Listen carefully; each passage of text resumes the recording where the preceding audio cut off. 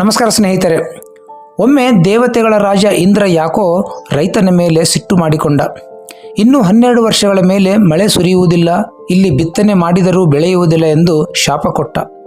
ಆಗ ರೈತರು ಇಂದ್ರದೇವನ ಬಳಿ ಹೋಗಿ, ನೀವು ಕೊಟ್ಟ ಶಾಪದಿಂದ ನಾವು ಬದುಕುವುದಿಲ್ಲ, ಏನಾದರೂ ಮಾಡಿ ಶಾಪ ಹಿಂತೆಗೆದುಕೊಳ್ಳಿ ಎಂದು ಪರಿಪರಿಯಾಗಿ ಬೇಡಿಕೊಂಡರು. ಆಗ ಶಿವ ತನ್ನ ಡಮರುಗವನ್ನು ಬಾರಿಸಿದರೆ ಮಾತ್ರ ಶಾಪ ವಿಮೋಚನೆ ಆಗುವುದು ಎಂದು ರೈತರಿಗೆ ಇಂದ್ರ ಹೇಳಿದ. ಹಾಗಾಗಿ ರೈತರು ಶಿವನ ಬಳಿ ಹೋಗಿ ಬೇಡಿಕೊಂಡಾಗ ಶಿವನೂ ತನ್ನ ಅಸಹಾಯಕತೆಯನ್ನು ವ್ಯಕ್ತಪಡಿಸಿ ಇನ್ನೂ 12 ವರ್ಷಗಳ ನಂತರವೇ ಡಮರುಗ ಬಾರಿಸುವುದಾಗಿ ಹೇಳಿಬಿಟ್ಟ. ಆಗ ನಿರಾಶೆಗೊಂಡ ರೈತರು ಬೇರೆ ದಾರಿ ಇಲ್ಲದೆ ಸಪ್ಪೆ ಮೊರೆ ಹಾಕಿಕೊಂಡು ಹಿಂತಿರುಗಿದರು. ಈಗ 12 ವರ್ಷ ಕಾಯಬೇಕಾಗುತ್ತದೆ ಎಂದು ನಿರ್ಧರಿಸಿಕೊಂಡು ಮನೆಗೆ ಬಂದರು. ಆದರೆ ಒಬ್ಬ ರೈತ ಮಾತ್ರ ಪ್ರತಿ ವರ್ಷ ತಪ್ಪದೆ ಭೂಮಿ ಉಳುತ್ತಿದ್ದ, ಬಿತ್ತನೆ ಮಾಡುತ್ತಿದ್ದ, ಗೊಬ್ಬರ ಹಾಕುತ್ತಿದ್ದ. ಬೆಳೆಯೇನೂ ಬರುತ್ತಿರಲಿಲ್ಲ, ಆದರೂ ದುಡಿಯುವುದನ್ನು ಬಿಡುತ್ತಿರಲಿಲ್ಲ. ಹೀಗೆ 3 ವರ್ಷಗಳು ಸತತವಾಗಿ ಉತ್ತು ಬಿತ್ತಿ ಗೊಬ್ಬರ ಹಾಕುತ್ತಿದ್ದ.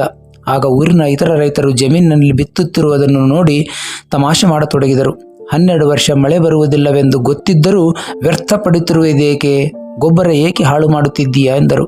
ಆಗ ರೈತ, 12 ವರ್ಷಗಳು ಮಳೆ ಬೆಳೆ ಬರುವುದಿಲ್ಲ ಎಂದು ನನಗೆ ಗೊತ್ತಿದೆ. ಇದನ್ನೆಲ್ಲ ಮಾಡುತ್ತಿರುವುದು ಉತ್ತನೆ ಬಿತ್ತನೆಯ ಅಭ್ಯಾಸವಿರಲಿ ಎಂಬ ಕಾರಣಕ್ಕಾಗಿ. 12 ವರ್ಷಗಳ ನಂತರ ಮಳೆ ಬಂದು ಎಲ್ಲ ಸರಿಯಾದಾಗ ನಾನು ಕೆಲಸವನ್ನೇ ಮರೆತು ಬಿಟ್ಟರೆ ಹೇಗೆ? ಅಭ್ಯಾಸವಿಲ್ಲದೆ ಸೋಮಾರಿಯಾಗಬಾರದೆಂಬ ಉದ್ದೇಶದಿಂದ ಈ ಕೆಲಸ ಮಾಡುತ್ತಿದ್ದೇನೆ ಎಂದರು. ಇದನ್ನು ಪಾರ್ವತಿ ದೇವಿ ಕೇಳಿಸಿಕೊಳ್ಳುತ್ತಾಳೆ. ಕೂಡಲೇ ಶಿವನ ಬಳಿ ಹೋಗಿ, 12 ವರ್ಷಗಳ ಕಾಲ ನೀನು ಡಮರುಗ ಬಾರಿಸದಿದ್ದರೆ ಮುಂದೆ ಡಮರುಗ ಬಾರಿಸುವುದನ್ನು ಮರೆತು ಬಿಟ್ಟರೆ ಹೇಗೆ ಎಂದು ಕೇಳುತ್ತಾಳೆ. ಅದಕ್ಕೆ ಭೋಲೆನಾಥರು, ಯೋಚಿಸಿ ನೋಡಿ, ನೀವು ಹೇಳುತ್ತಿರುವುದು ನಿಜ ಎಂದು ಹೇಳಿ ಕೂಡಲೇ ಡಮರುಗ ಬಾರಿಸಿದರು. ತಕ್ಷಣ ದೇವೇಂದ್ರನ ಮಾತಿನಂತೆ ಮಳೆಯೂ ಆಯಿತು. ಈ ರೈತನೊಬ್ಬ ಮಾತ್ರ ಬಿತ್ತಿದ್ದರಿಂದ ಇವನೊಬ್ಬನಿಗೆ ಬೆಳೆ ಬರುತ್ತದೆ. ಇವನನ್ನು ನೋಡಿ ಉಳಿದ ರೈತರೆಲ್ಲರೂ ನಿರಾಶರಾಗಿ ತಾವು ಉತ್ತು ಬಿತ್ತನೆ ಮಾಡಬೇಕಿತ್ತು ಎಂದು ಪರಿತಪಿಸುತ್ತಾರೆ. ಒಳ್ಳೆಯ ಬದುಕು ಬೇಕೆಂದರೆ ಅದಕ್ಕೆ ಒಳ್ಳೆಯ ಅಭ್ಯಾಸಗಳಿರಲೇಬೇಕು. ರೈತನ ಪರಿಶ್ರಮಕ್ಕೆ ದೇವರೇ ತಾನು 12 ವರ್ಷಗಳವರೆಗೆ ಡಮರುಗ ಬಾರಿಸುವುದಿಲ್ಲವೆಂದು ಹೇಳಿದ್ದನ್ನು ಮರೆತು ಬಿಟ್ಟರು. ಊರಿನ ಇತರ ರೈತರು ಮಳೆ ಬರಲಿ ಆಮೇಲೆ ನೋಡೋಣ ಎಂದುಕೊಂಡಿದ್ದರು. ಆದರೆ ಒಬ್ಬ ರೈತ ಮಾತ್ರ ಬಿತ್ತುತ್ತಿದ್ದರು. ಅವನ ನಿರಂತರ ಪರಿಶ್ರಮಕ್ಕೆ ಸಿಕ್ಕ ಫಲ. ಉತ್ತಮ ಇಳುವರಿ ಪಡೆದು ಹೆಚ್ಚು ಲಾಭ ಪಡೆದು ಊರಿಗೆ ಶ್ರೀಮಂತ ವ್ಯಕ್ತಿಯಾದ.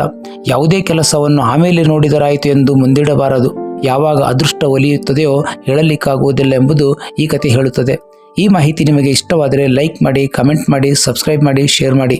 ಮತ್ತೊಂದು ಕುತೂಹಲಕಾರಿ ಮಾಹಿತಿಯೊಂದಿಗೆ ಭೇಟಿಯಾಗೋಣ. ನಮಸ್ಕಾರ.